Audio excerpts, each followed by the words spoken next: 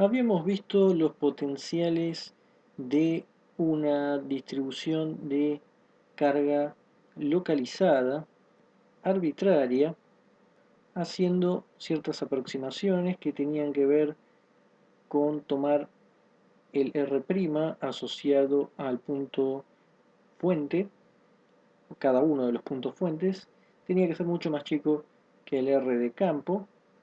Esa era nuestra primera aproximación.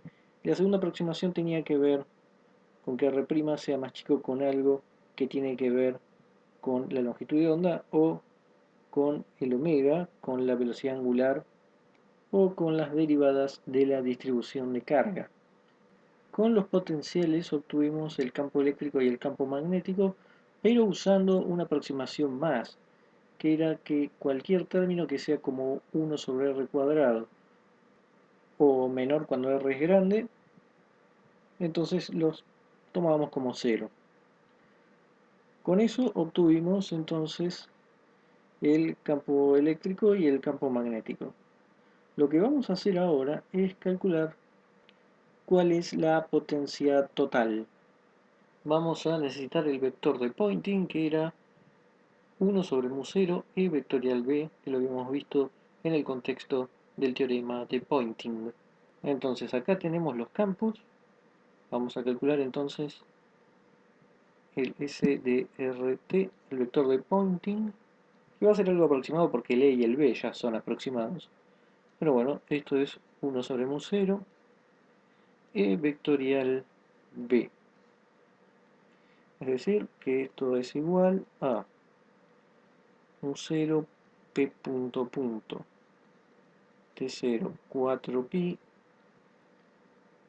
Todo esto está repetido, así que lo ponemos al cuadrado. También el seno de tita sobre r al cuadrado, el 1 sobre c es lo único distinto, y después esto es tita vectorial fiversor. Por lo tanto, esto va a ser, y faltó el 1 sobre mu0, ahora sí. Esto va a ser mu0 cuadrado sobre mu0, esto es un solo mu0, 4 cuadrado, 16, pi cuadrado, el c, luego el p punto en t0 al cuadrado, seno de tita sobre r al cuadrado y tita versor vectorial pi versor, que eso es r versor. Esto es el vector de Poynting. Si queremos ahora la potencia total, tenemos que hacer la integral de S de A en una esfera fija en radio R. Así que esto va a ser igual a la integral de S, o sea, esto que está acá, mu0 16 pi cuadrado c p punto punto t0 al cuadrado, seno cuadrado sobre r al cuadrado. El reversor, bueno, el de A está en el reversor, así que solo falta poner los diferenciales. El r cuadrado seno de tita de phi. Acá podemos, bueno, cancelar el r cuadrado con el r cuadrado. Un 0 sale afuera de la integral. 16 pi cuadrado c sale afuera de la integral. P punto punto t0 cuadrado sale afuera de la integral. Y lo único que nos va a quedar es seno cuadrado por seno, que es seno cubo de tita de phi.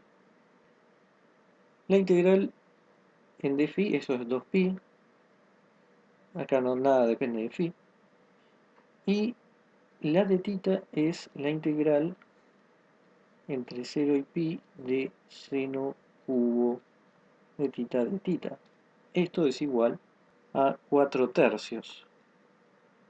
Por lo que vamos a tener mu0 p punto punto t0 al cuadrado 16pi cuadrado c, y ahora un 2pi de la integral de phi y un 4/3 de la integral de tita. Esto hace que nos quede que p es igual a mu0 p punto punto en t0 al cuadrado.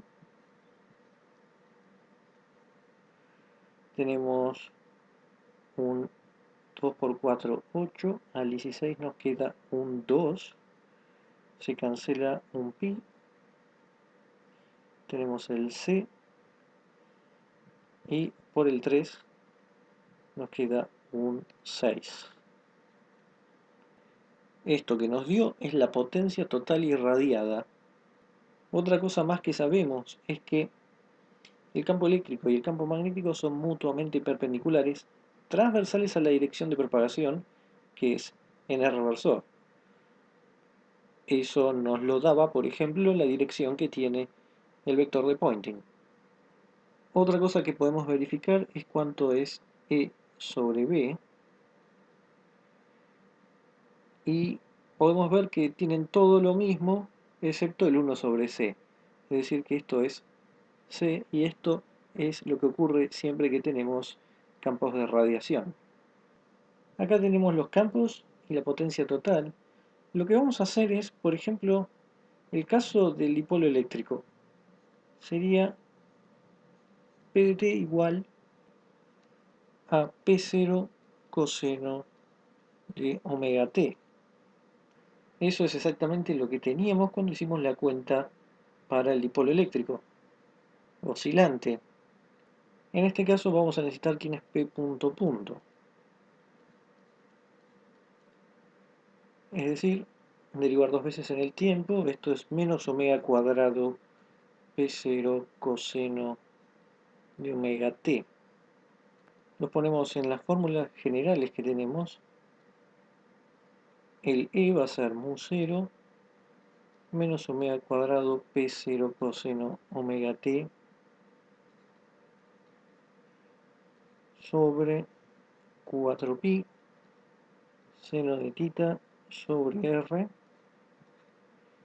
tita versor, y el B va a ser mu0 menos omega cuadrado P0 coseno de omega t 4pi c seno de tita sobre r phi versor. Y en el caso de la potencia total, esto es mu0 6pi c menos omega cuadrado. En realidad la cuarta, el menos se va, y tenemos P0 cuadrado coseno cuadrado de omega t. Uno puede verificar que eso es exactamente lo que nos dio el E y el B. Lo único que faltó era que el P está evaluado en T0. Es decir que esto es T0, T0 y T0 acá. Entonces al poner el T0, ahora sí, queda igual porque tenemos omega t menos r sobre c, y acá está el T0. En cuanto a la potencia total, ahí tenemos que hacer el promedio porque teníamos un coseno. Así que para eso vamos a usar que el promedio temporal. El coseno cuadrado era un medio. Por lo tanto acá va a quedar un 12 abajo. Pi c omega cuarta p0 cuadrado. Entonces, ahora sí podemos verificar que nos dio lo mismo. Mu0 p0 cuadrado omega cuarta 12 pi c. Así que la fórmula general se aplica al cálculo específico que habíamos hecho para el dipolo eléctrico oscilante. Otra cosa que podemos hacer en particular para la potencia total es aplicar la fórmula de el momento dipolar para una carga que es Q por D de T. Es decir, tenemos una carga y D nos da la posición de Q con respecto a el origen que tengamos. En particular, entonces acá vamos a tener P punto punto de t va a ser Q por A de t, la aceleración. Entonces nos interesa quién es la potencia total irradiada, digamos. Vamos a la fórmula, es mu0 6 pi c, y esto al cuadrado, q cuadrado a cuadrado. Esto que está acá se llama la fórmula de Larmor. Esto se puede derivar de varias formas, esta es una de ellas, y notemos que la potencia irradiada de una carga puntual es proporcional al cuadrado de la aceleración. Eso es muy importante. Entonces lo que hemos estado haciendo es una especie de expansión multipolar de los potenciales retardados llevados a el orden más bajo en R', y ahí es donde tenemos la producción de radiación electromagnética, en particular los campos que vayan como 1 sobre R. Esto tiene que ver con el término dipolar eléctrico. Por ejemplo, cuando habíamos llegado a esta expresión del potencial eléctrico, tirábamos los términos despreciables y nos quedamos con este término de acá. En particular, uno de los que tirábamos era el potencial coulombiano. Como la carga se conserva, un monopolo eléctrico no irradia. Si la carga no se conservara, entonces ese término que teníamos, vamos a llamarlo B mon de monopolar, que era 1,4pi epsilon 0, y tengamos un Q de T0 sobre R, entonces ahora, como no se conserva, hemos puesto que depende de T0, y si queremos saber el campo eléctrico, haciendo menos gradiente de B, sabemos que vamos a tener por lo menos un término que seguro va a ser 1,4pi epsilon 0c Q punto T0 R reversor, donde ahí recordemos que T0 era igual a T menos R sobre C, y el gradiente de T0 era igual a menos R reversor sobre C.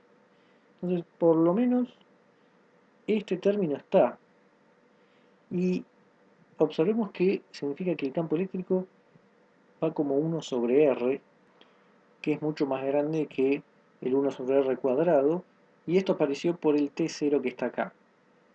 Cuando el T0 no estaba, teníamos el Q, y entonces ahí sí el R nos hacía aparecer el R cuadrado. Pero con el T0 aparece este término. Pero por supuesto eso no es lo que tenemos.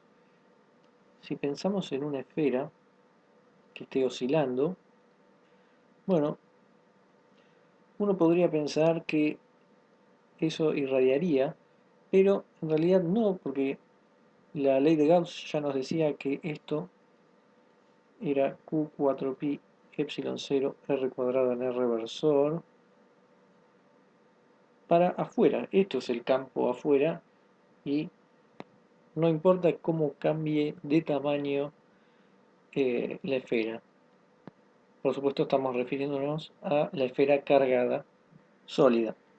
Entonces, estos términos monopolares no nos dan radiación, así tengamos una esfera llena de cargas oscilando, pero si tenemos algo como el dipolo que hemos visto, ahí sí vamos a tener. Pero ¿qué pasa si el momento dipolar eléctrico es igual a cero? Entonces, si el momento dipolar es cero, lo que va a pasar es, primero, no va a haber radiación dipolar eléctrica, pero uno debe ir al siguiente término, el que sea en segundo orden en R'. Y lo que va a pasar es que esto se va a poder separar en dos partes.